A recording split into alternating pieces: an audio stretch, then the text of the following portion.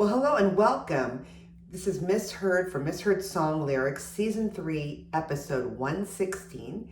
We are going to be doing Madonna's Papa Don't Preach, and the misheard song lyric is, Papa don't preach, I will lose the seed, but I made up my mind, I'm keeping my baby.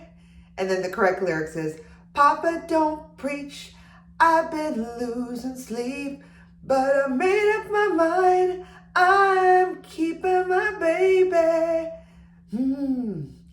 All right, so thanks to my friend Alex for this wonderful misheard lyric from Madonna. This is my third Madonna misheard song lyric since episode 27. We did La Isla Bonita, where it sounds like she's singing Last Night I Dreamt Up Some Bagels. And the way back when on episode 7, with my Like a Virgin misheard song lyric episode, touched for the 31st time with my gay husband, friend Maynard. And thanks to Alex, when he shared this with me about, he thought it sounded like she was saying, I will lose the seed. It really actually makes sense for this misheard song lyric about her seed, aka bun in the oven, because she's wanting to keep her baby. So I wanted to do a shout out to you, Mr. Alex. All right, let's begin. So Papa Don't Preach is a song recorded by American singer-songwriter Madonna for her third studio album in 1986, True Blue. Yours truly was 14 at the time. The song was written by Brian Elliott with additional lyrics by Madonna, and it was produced by Stephen Bray. And the style, of course, is pop. They say a classical styling, and its lyrics deal with teenage pregnancy. Whoa. And the choices that come with it. It was also based on what you'll find out later, how the song came about when there was gossip heard outside the recording studio. So during the autumn back of 1985, Madonna started writing and recording studios for her third studio album, like I said, True Blue. She brought back Steve Bray and hired a new producer by the name of Patrick Leonard to help on this album. And the album's first track, Papa Don't Preach, was written by Brian Elliott, who described it as a love song, maybe framed a little differently. That's the quote there. So what's it all about? Well, the song's based on a teen gossip he heard outside his recording studio, which was a large front window that doubles as a mirror where schoolgirls from the North Hollywood High School in LA would stop by to fix the hair and chat. And when they would do that, he'd hear about the gossip, and apparently maybe someone said that they were pregnant. The lyrics show Madonna's interest in her Roman Catholic upbringing, as the song theme is about a girl who tells her father that she is pregnant and refuses to have an abortion or give up the baby for adoption despite what her friends are telling her to do so. So at the beginning of the music video song, she addresses her father directly, asking him to talk to her as an adult. Example in the lyric, you should know by now that I'm not a baby, right? And then it transitions to the chorus, actually, employing a more dramatic voice, what they say a higher range, ending nearly in cries as she sings the word please, and then leading to the chorus where Madonna switches to a pleading voice, singing the song's main hook in a high tone. And then during the bridge, the song features a Spanish-inspired rhythm, what they say one of the earliest examples of her influence of the Hispanic music she had in her style, like Isla Bonita and others, which probably at this time she was probably with her future baby daddy, that now they have a daughter. God, that she's almost 30, I think. Lourdes, oh my God, I'm getting old. So there's those influences in this song as well. Now, the song was sent to Madonna by a Michael Austin, the same Warner Brothers executive who discovered Like a Virgin. So, of course, she's like, I'm going to go with someone that definitely helped her get big with that first song. And then Madonna only contributed with some additional lyrics, making Papa Don't Preach the only song on the album that she did not have a strong hand in writing, is what they say. In a 2009 interview with Rolling Stone, Madonna was asked by an interviewer by the name of Austin Skaggs as to why the theme of the song was meaningful to her. She replied saying, quote unquote, the song just fit right in my own personal zeitgeist of standing up to male authorities, whether it's the Pope, the Catholic Church, or my father and his conservative patriarchal ways. For Papa Don't Preach, there were so many opinions. That's why I thought it was so great. Is she for schmushmortion, as they say in Knocked Up? Is she against abortion? So she references the 2007 Judd Apatow movie called Knocked Up. And if you haven't seen it, you should watch it. It's pretty good, actually. It's an American romantic comedy written and co-produced by, like I said, Judd Apatow. Starred a young Seth Rogen, Katherine Heigl, Paul Rudd, who I love, and Leslie Mann, which is A.K. Judd's wife in real life.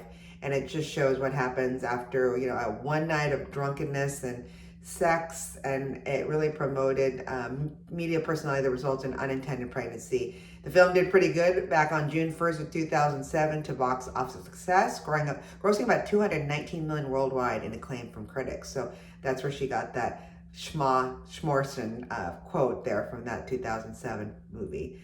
So it released as the album's second single in mid-1986. The song was definitely a commercial success. I remember it very, very well. It became Madonna's fourth #1 single on the Billboard Hot 100 and performed well internationally, reaching the top position of the UK and Australia. It was also well received by music critics and was frequently cited as the highlight of the album. And in the US, it was released in June of 1986 and debuted at the Billboard Hot 100 at number 42, not bad for its first time out, and within 8 weeks of release reached the top of the chart, making Madonna's fourth #1 single in the US. It held that top position for 2 weeks and then spent 18 weeks on the chart. Amazing. It also reached a peak of the contemporary chart. And then in October 1998, the single was actually certified gold by the RIAA, or the Recording Industry Association of America, for the shipment of 500,000 copies. Remember, that was then when you actually had to go to the store and buy it. You couldn't just download it. You couldn't just order it on on Amazon. At that time, you had to actually physically buy an album or some sort of it, cassette tape, I think. It placed at position 29 for the Billboard year-end chart for 1986. And then in the UK, it did well also. It was released on June 16th of 1986. It debuted at their chart on number 13, so a lot higher, climbing to #1 in 2 weeks. It then spent 3 consecutive weeks at the top, staying 15 weeks on the chart, so just 3 weeks shy of ours in the US, and was also certified gold by their BPI, which is the British Phonographic Industry, their version of our RIAA, in August of 86 for shipment of also 500,000 copies of the single. According to the official charts company, the song has sold 651,000 copies in the UK by August of 2017. And then in 1987, the song was nominated for Best Female Pop Vocal Performance at the 29th Grammy Awards, but lost to Barbra Streisand's The Broadway Album. Wow, it's hard to compete against Babs, right? So how was it received? You know, we know now with the charting, it's done well, but did everyone like it? Not everyone. So after it was released, the song did cause quite a heated discussion about its content, as you can imagine. Women organizations and others in the family planning field criticized Madonna for encouraging teenage pregnancy on one hand, while groups also opposed it because it felt like it was opposing to abortion and saw that the song having a positive anti-abortion message. The song also caused quite a stir and a conflict with the Vatican, no surprise there, where of course Madonna, being Madonna, dedicated it to Pope John Paul II, who at that time urged Italian fans to boycott her concerts during the Who's That Girl World Tour in 1987. You know what I say? Bad publicity is still publicity, right? She knew that very well. As the song's popularity increased in the US, so did the criticism and support it received from groups concerned with pregnancy and abortion, as one can just imagine. And then in July of 1986, after the release for the video for Papa Don't Preach, Madonna commented on the controversy surrounding the song to music critic Stephen Holden from the New York Times. So here's what Madonna said. Papa Don't Preach is a message song that everyone is going to take the wrong way. Immediately they're going to say, I'm advising every young girl to go out and get pregnant. When I first heard the song, I thought it was silly, but then I thought, wait a minute, this song is really about a girl who is making a decision in her life. She has a very close relationship with her father and wants to maintain that closeness. To me, it's a celebration of life. It says, I love you, Father, and I love this man and this child that is growing inside me. Of course, who knows how it will end, but at least it starts off positive. That's a great quote. People also criticized the song's message, including an Ellen Goodman. She was a national syndicated columnist who called the video a commercial for teenage pregnancy. Yes, everyone get pregnant. Feminist lawyer Miss Gloria Allred, making waves then, the spokeswoman for the National Organization of Women, or NOW, angrily called for Madonna to make a public statement or another record supporting the opposite point of view. This other one is something that stuck to me. This Alfred Moran, he was the executive director of Planned Parenthood of New York City. He criticized the song fearing teenage pregnancy. He actually said fearing that it would undermine efforts to promote birth control among adolescents and that it would encourage teenage pregnancy. Recalling how his agency clinics were filled in 1985, get this, with girls wearing clothes that were an imitation of Madonna's style, Moran said that the song's message is that getting pregnant is cool and having a baby is the right thing and a good thing, and don't listen to your parents. The school, anybody who tells you otherwise, don't preach to me, Papa. The reality is what Madonna is suggesting to teenagers is a path to permanent poverty. Wow, that's pretty powerful. And then in contrast to all that, groups opposing to abortion saw Papa Don't Preach as a positive anti-abortion song, can imagine. A Susan Carpenter hyphenated McMillan, the president of the California chapter of Feminists for Life, FFL, in the U.S. said that abortion is readily available at every street corner for young women. Now that Madonna is telling them this, hey, there's an alternative. And then here's an unlikely person for Madonna, Tipper Gore, Al Gore's wife, founder of the Parents Music Resource Center, or PMRC, who a year earlier denounced Madonna for the sexual lyrical content of her single Dress You Up. Remember that? Dress you up in my love. And had led a campaign against explicit content in music, commending Madonna. Now she's commending her for speaking candidly about such a serious subject and important social issue. When speaking of the song, Gore said, quote unquote, the song speaks to a serious subject with a sense of urgency and sensitivity in both the lyrics and Madonna's rendition. It also speaks to the fact that there's going to be more support and more communication in families about this problem, and anything that fosters that I applaud. So just 1 minute she was denouncing her for explicit lyrics, and now she is, hey, her fan. And then the songwriter himself, Brian Elliott, wanted to comment about the debate. So what he said is, I just wanted to make this girl in the song a sympathetic character, which he did. As a father myself, I wanted to be accessible to my children's problems. Madonna avoided the controversy and did not comment on the song's use as a pro-life statement. Her publicist, Liz Rosenberg, at the time said that she, Madonna, is singing a song, not taking a stand, adding that her philosophy is people can think what they want to think. So Madonna was like, I'm going to be Switzerland here. You guys take from it what you think, but I'm not giving you my view one way or the other. Now, here's a big did you know. Danny Aiello, who plays her father, I like that actor, who has passed on since then, rest in peace, had appeared in the video as Papa and actually recorded a song called Papa Wants the Best for You later that year, which was an answer song written by an Artie Schroek from their father's point of view. So I'm going to check that out on YouTube. I bet you can find it. All right. Ooh, that was a lot. Now let's talk about the music video, because it's a great music video, by the way. So the music video was directed by James Foley, and it shows Madonna's iconic second image makeover. You know how she's good about changing her looks? Well, it now features her a little bit more toned and muscular bodies before she went all the way to the other end, and cropped platinum blonde hair, a la kind of Marilyn Monroe. It had a storyline of Madonna trying to tell her father about her pregnancy and how she just, so stressed to tell him, but she needs to tell him. So for the music video, Madonna actually sported a complete makeover, and she had changed her heavy jewelry from her previous borderline, as well as like a virgin, and makeup, and adopted what they called it gamine look. So I had to look that up on the internet. What is gamine? Gamine is a slim, often boyish, elegant young woman who is or is perceived to be mischievous, teasing, or sexually appealing, which is notably applied to describe the style and appearance that Shirley MacLaine and an Audrey Hepburn used during the 1950s. I kind of saw that with the striped shirt. Yes. The only thing she was missing was a cute little beret. The word gamine is a French word, the feminine form of gamine, originally written meaning urchin, waif, or playful, naughty child. Interesting. And in the video, if you see the video, she plays a tomboy dressed in the jeans, a black leather jacket.